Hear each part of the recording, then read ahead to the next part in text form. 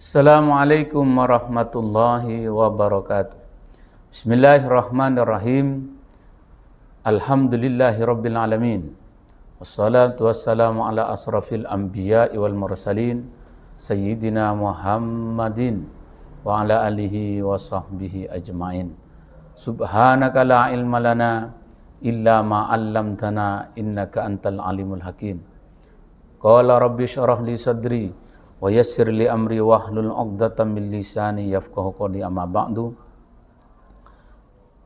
Para pemirsa syiar Ramadan MWC NU Palengan, marilah kita lanjutkan bersama kajian kitab Ayyuhal Walad karangan Hujjatul Islam Imam Al-Ghazali, yang pada kesempatan kali ini kami akan melanjutkan pemateri sebelumnya. Kitab Ayyuhal Walad di dalam beberapa catatan sebenarnya banyak namanya.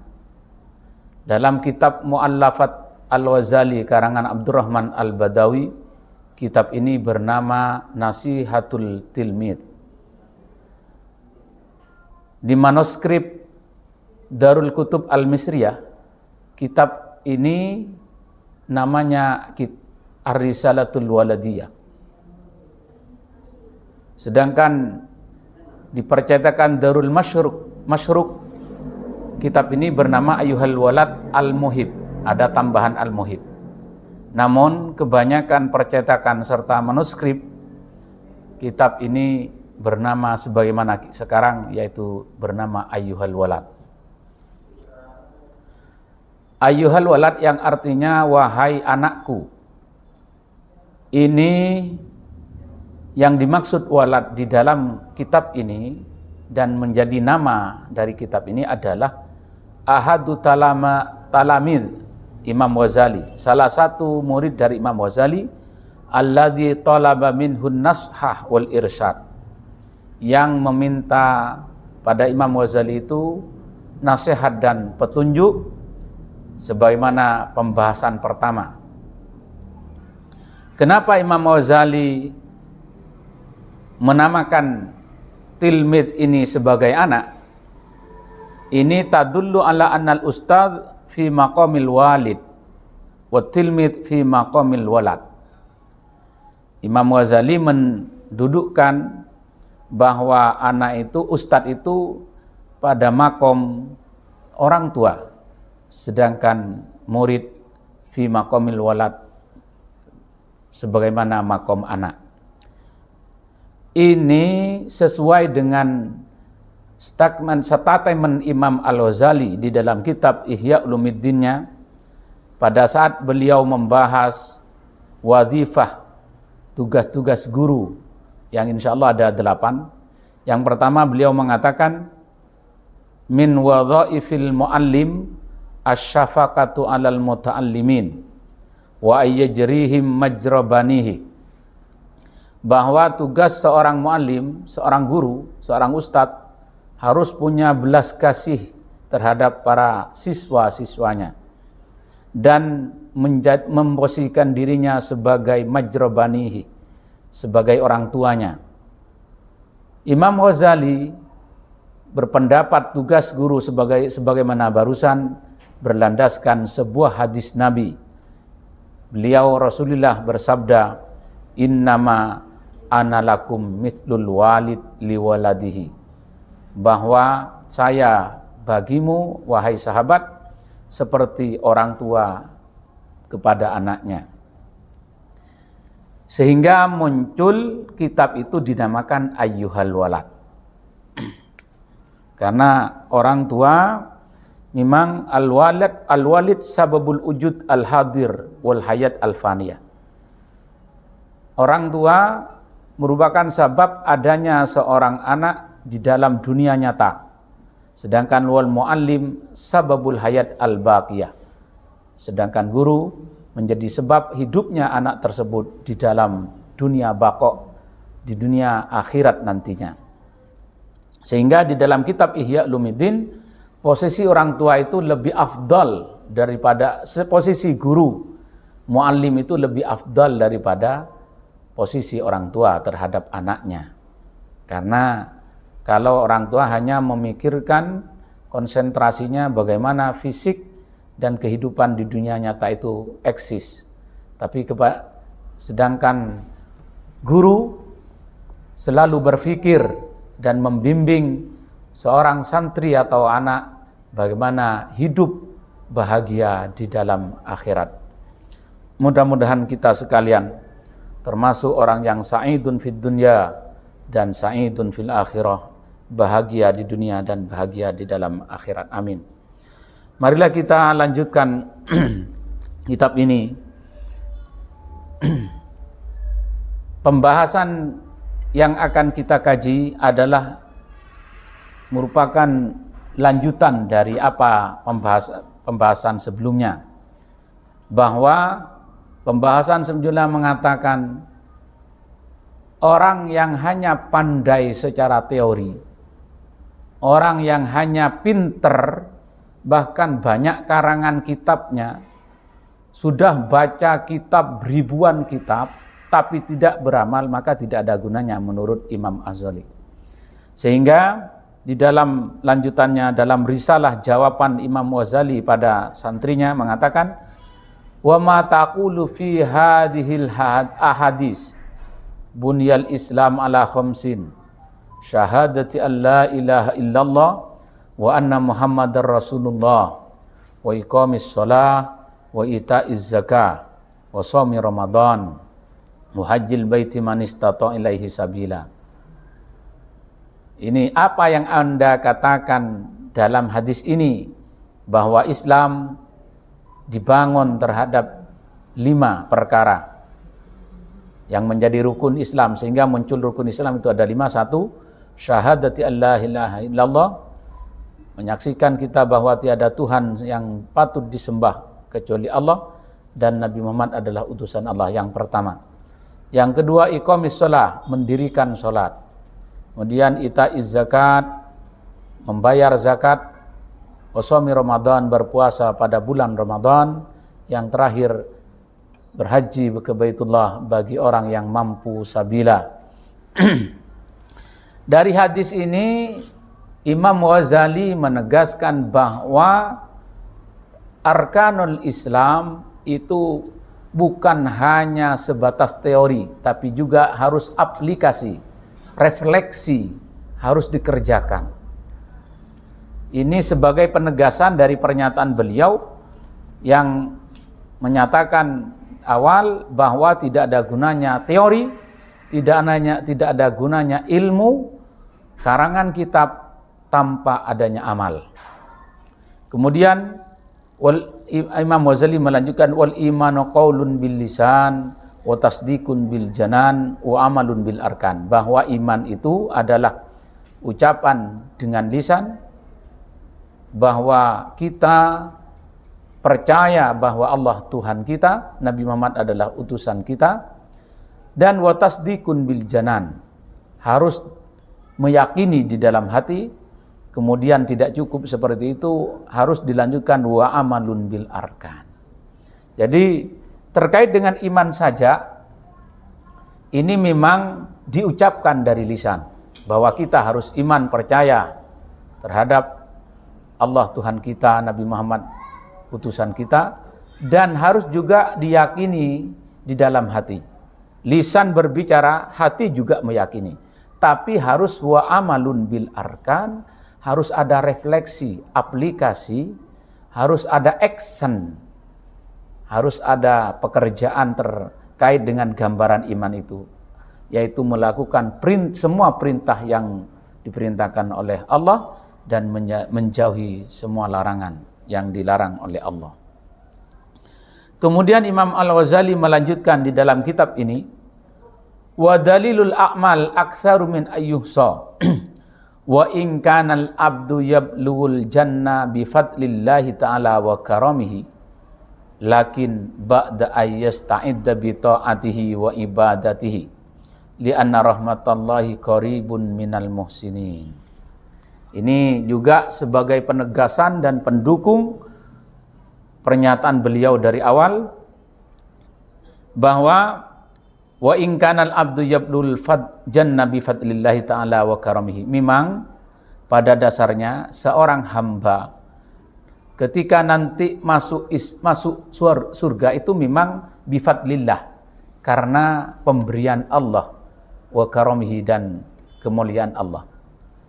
Bukan karena, pada hakikatnya itu ya, bukan karena ibadahnya, bukan karena kelakuannya, hanya saja lakin ba'da ayyasta'idza bi ta'atihi, yang akan masuk surga bi fadlillah, atau hamba akan mendapat fadlillah dan karamihi itu setelah seorang hamba itu bersiap-siap dengan taatnya dan ibadahnya. Kenapa? Li'anna rahmatallahi qaribun minal muhsinin, karena rahmat Allah itu dekat pada orang-orang yang berlaku baik. Jadi untuk mendapat rahmat Allah, fadlillah, itu memang harus mengikuti perintahnya, harus taat padanya dan ibadah padanya, dan selalu menjauhi larangannya. Jadi harus ada amal, intinya harus ada amal. Walaupun hakikat masuk Islam itu, masuk surga itu memang bifadlillah.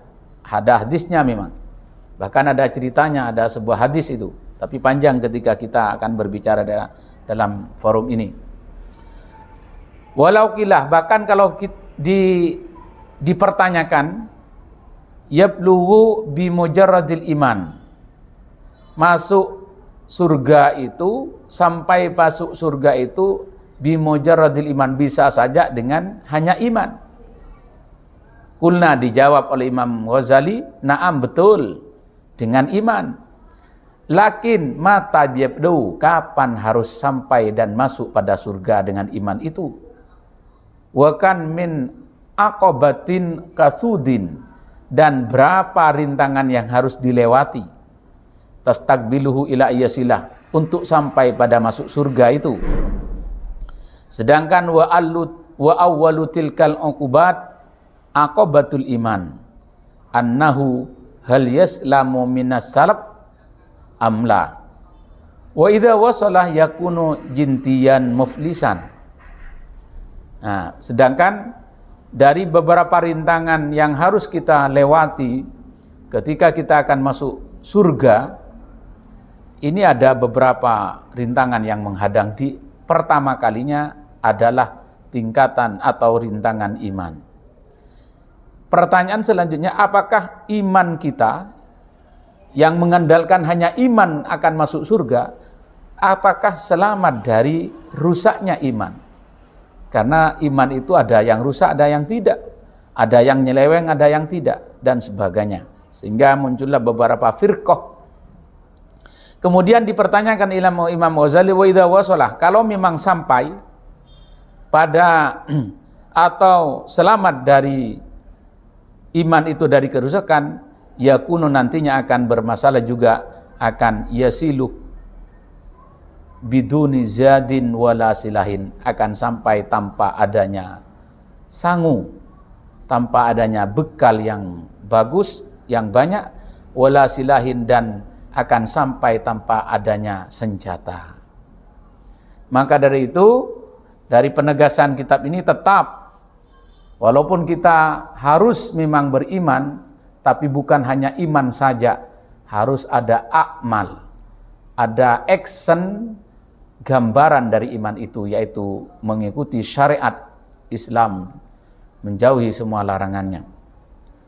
Wa qala al-Hasan al-Basri rahimahumullah, Imam Hasan al-Basri berkata, Imam Hasan al-Basri itu adalah nama aslinya wa huwa Hasan bin Yasar al-Basri, Abu Sa'id, yang menjadi imam siqah sekaligus al-faqih, alim fikih, pakar fikih, az-zahid al-fasih, dan di samping pakar fikih beliau zahid, seorang zuhud.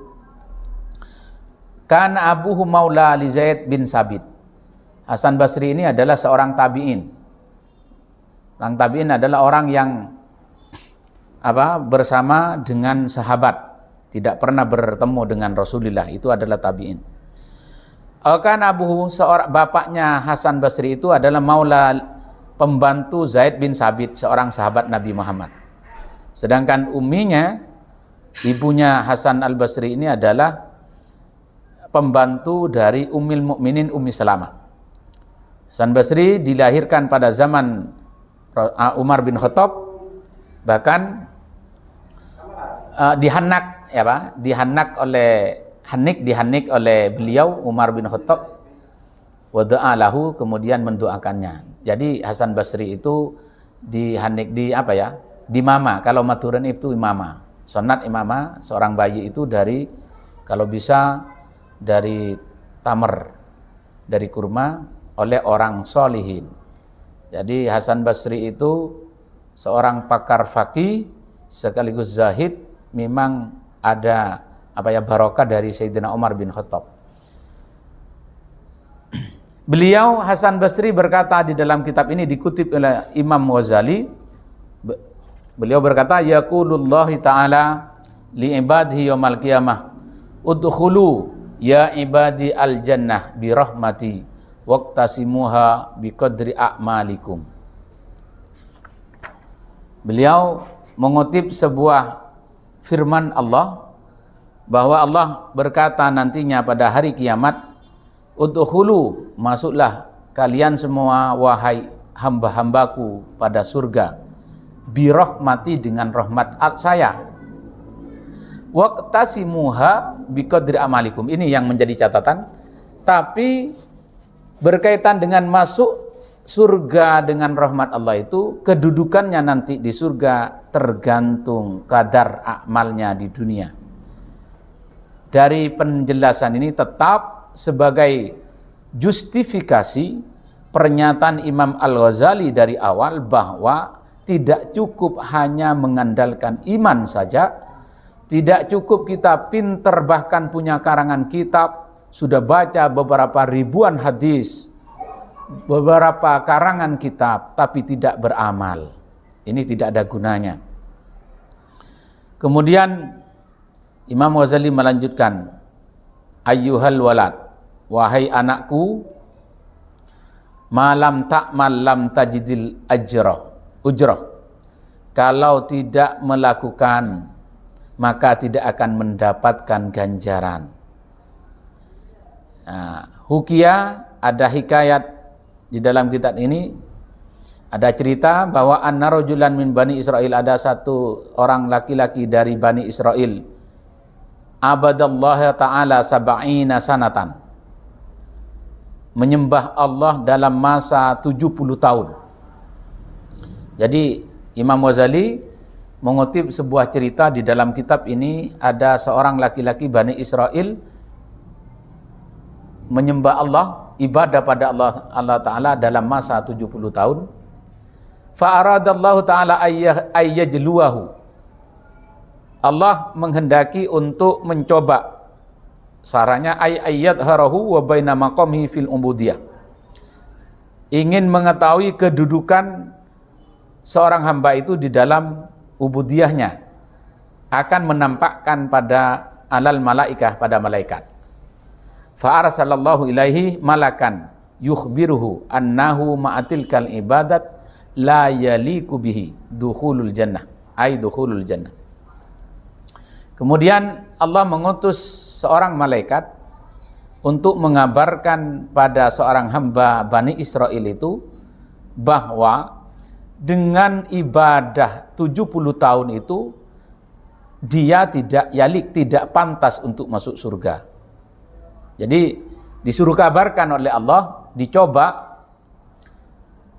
kamu mengutus seorang malaikat untuk menyampaikan bahwa Anda seorang hamba, seorang rajul, laki-laki dari Bani Israel itu yang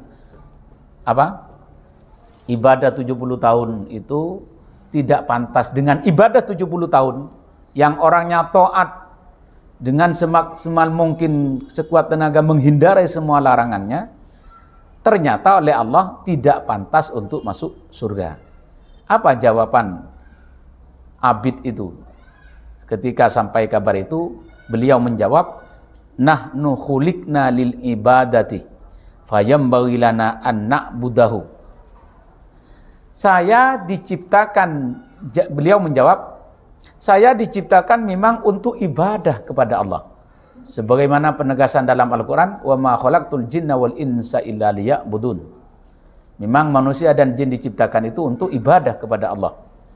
Sehingga fayambaghi lana, jawaban dari seorang laki-laki itu, an na'buduhu, maka sepatutnya memang harus bagi saya menyembah Allah Subhanahu wa taala, tidak melihat apakah nanti akan mendapat surga atau mendapat neraka. Ini jawaban dari seorang laki-laki itu. Jadi memang diciptakan untuk ibadah. Falamma raja'al malak qala Allah taala madza qala abdi. Ketika seorang malaikat yang diutus itu sudah pulang, kemudian menghadap pada Allah, Allah berfirman, madza qala abdi. Apa yang dijawab, yang dikatakan hamba saya, wahai malaikat? Malaikat menjawab, qala ilahi, wahai Tuhanku, anta a'lamu bima qala. Anta a'lamu bima qala. Ajunan lebih mengetahui apa yang diucapkan dia. Faqala Allah Ta'ala, maka Allah berfirman, idzan huwa lam yu'rid an ibadatina fanahnu ma'al karam la nu'ridu anhu ashhidu ya malaikati anni qad ghafartu lahu. Idzan, karena itu, huwa, dia, seorang laki-laki yang dari Bani Israel itu, yang menjawab barusan dengan jawaban yang bagus, jawaban yang elegan. Kemudian Allah berfirman, karena dia tidak berpaling dari ibadah pada saya, walaupun sudah diberitahu akan tidak layak ibadahnya untuk masuk surga, tidak berpaling, tetap beribadah, fanahnu, maka saya la nu'ridu, tidak akan berpaling pada dia, tidak akan saya tinggalkan dia.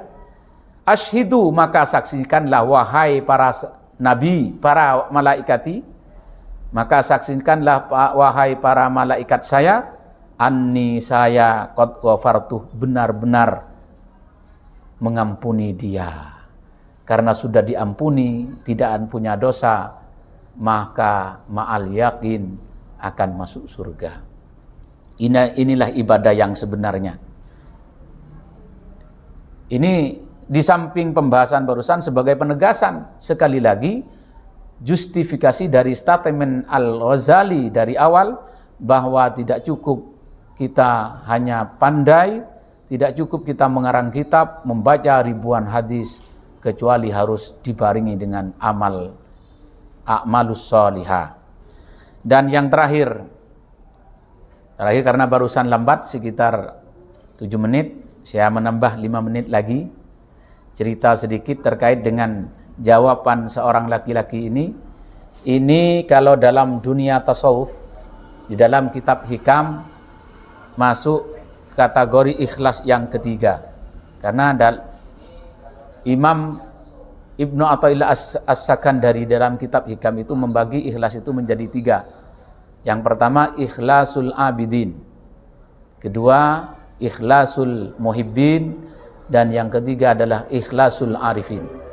Ikhlasul abidin adalah ikhlasnya para hamba, yaitu beribadah mengikuti perintahnya karena ingin surga, takut pada neraka.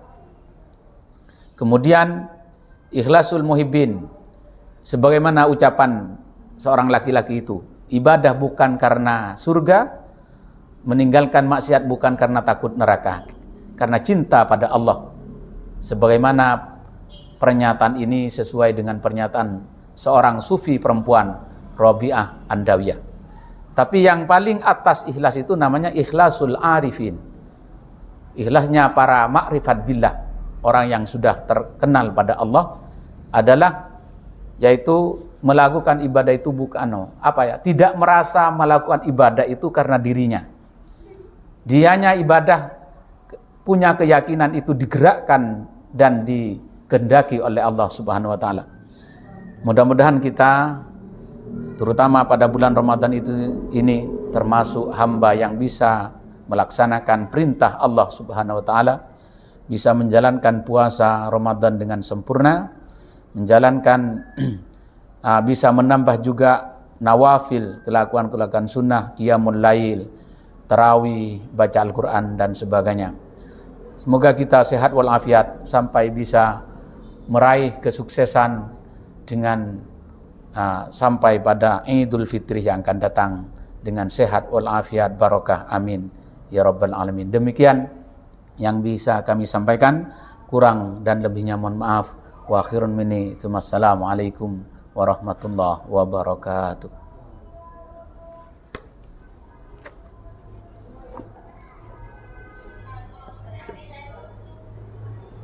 Lebih boleh ke orang dia ada punya